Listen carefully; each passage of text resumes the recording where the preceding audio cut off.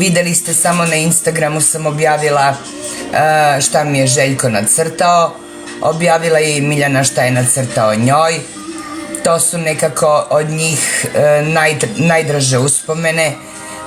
Dečica kad naprave, znači sami se sete, hvala puno, i on želi da obraduje i baku i mamu i Tijanu i Anu, tetke, tako da je ovih dana samo crtao cveće, bojio, ali takav je dan i tako treba.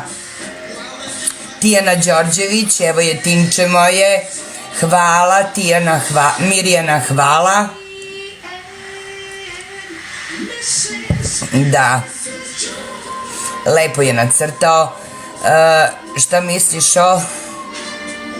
Da vam kažem nešto, ja Zadrugu ne gledam od kako je Miljana izašla, to jest Elitu. Nemam pojma, meni je ono sve odvratno. Stefani je odvratna, meni bila i pre, a kamoli sada. Znači jedno takvo odvratno stvorenje da ja ne mogu da je smislim. Apsolutno uopšte ne mogu da je smislim. Glupa devojka, da ja nemam reči da kažem. Jedna ćuskija i glupača neviđena koja se pojavila u realitiju. To je moje mišljenje o njoj.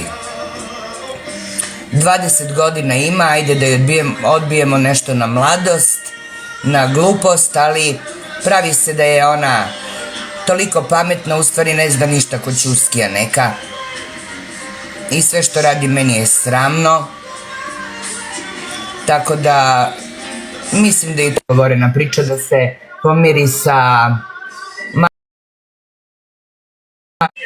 unutra kad uđe. Mici, zdravo!